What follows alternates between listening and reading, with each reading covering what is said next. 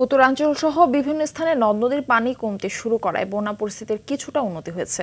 তবে রংপুরে এখনো বাড়ছে পানি। দীর্ঘদিন বন্যা অব্যাহত থাকায় দুর্গত এলাকায় ছড়িয়ে পড়ছে ডায়রিয়া সহ পানিবাহিত নানা রোগ। এছাড়া দেখা দিয়েছে খাবার ও বিশুদ্ধ পানির সংকট। কিছু কিছু স্থানে বানভাসী মানুষের মাঝে ত্রাণ বিতরণ করেছেন সিটি মেয়র সহ প্রশাসন। প্রতিনিধিদের তথ্যচিত্রে বিস্তারিত জানাচ্ছেন মৌসুমী রহমান। কমতে শুরু করেছে বন্যার পানি, তবে দুর্ভোগের যেন সীমা নেই বানভাসী মানুষের। সিরাজগঞ্জে যমুনা নদীর পানি কমায় কিছুটা উন্নতি হচ্ছে বন্যা পরিস্থিতি। এ জেলায় বন্যা কবলিত অবস্থায় রয়েছে প্রায় 1 লক্ষ মানুষ। এছাড়া নদ নদীর পানি কমায় সুনামগঞ্জেও বন্যা পরিস্থিতির অনেকটাই উন্নতি হয়েছে। তবে বন্যা কবলিত এলাকাগুলোতে দেখা দিয়েছে খাবার, বিশুদ্ধ পানি ও গোখাদ্যের তীব্র সংকট। 10-12 দিন ধরে পানি হয়েছে, গরুর তো মনে করেন যে পানি দেওয়া শৌচ হয়েছে। আর কি করে গরুর তো খাদ্য মাদ্য আনা যাইতেছে না, আনার খুব সংকট। আমরা খুব কষ্ট, ছাগল গরু নিয়ে আমরা খুব আথান থাকতেছি। আমরা করে ঠান্ডায় খাওয়া দাওয়ার কষ্ট। টাঙ্গাইলে পানি কমলেও বন্যা পরিস্থিতি অপরিবর্তিত রয়েছে। পানিবন্দী রয়েছে 40,000 মানুষ। এদিকে গাইবান্ধায় পানি কমতে শুরু করলেও সুন্দরগঞ্জ, ফুলছড়ি, সাঘাটা ও সদর উপজেলার 29টি ইউনিয়নের রাস্তাঘাট পানিতে ডুবে আছে। এছাড়া ছোট বড় সব মানুষ আক্রান্ত হচ্ছে পানিবাহিত নানা রোগে।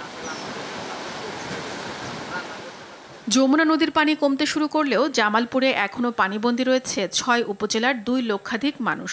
এখানে বানভাসীদের স্বাস্থ্যসেবায় কাজ করছে মেডিকেল টিম। অন্যদিকে কুড়িগ্রামে নদ নদীর পানি কমলেও ব্রহ্মপুত্র এবং দুধকুমার ও ধরলা নদীর পানি বিপদসীমার ওপর দিয়ে প্রবাহিত হচ্ছে। লালমনিরহাটে তিস্তার পানি কমলেও বিভিন্ন পয়েন্টে দেখা দিয়েছে ভাঙন। এছাড়া মৌলভীবাজারের নিচু এলাকা থেকে পানি কমলেও কুলাউড়া, জুড়ি ও বড়লেখায় অপরিবর্তিত রয়েছে বন্যা পরিস্থিতি। সিলেটেও বন্যা পরিস্থিতির উন্নতি হলেও কমেনি দুর্ভোগ। 20-25 দিনের উপরে আমরা এরিয়াতে এইভাবে পানিবন্দী আছি। পানি খুব পচা পানি, আমরা চলাচল করতে পারি না। আমরা বাচ্চা কাচ্চা খুব কষ্ট পায়। তবে রংপুরে ভিন্ন চিত্র। ভারী বর্ষণ আর ভারতের উজান থেকে নেমে আসা ঢলে এ জেলায় নদ নদীর পানির বৃদ্ধি অব্যাহত রয়েছে। গঙ্গাচড়া ও কাউনিয়া উপজেলায় পানির প্রবল স্রোতে ভেঙে গেছে পাকা সড়ক ও ব্রিজ। পানিবন্দী হয়ে পড়েছে 3000 পরিবার আর ভাঙনের ঝুঁকিতে রয়েছে 1500 পরিবার। এখানে ডাইভারশনের ডুবে যাওয়ায় আমাদের এখানে যাতায়াতের অনেক অসুবিধা হয়েছে।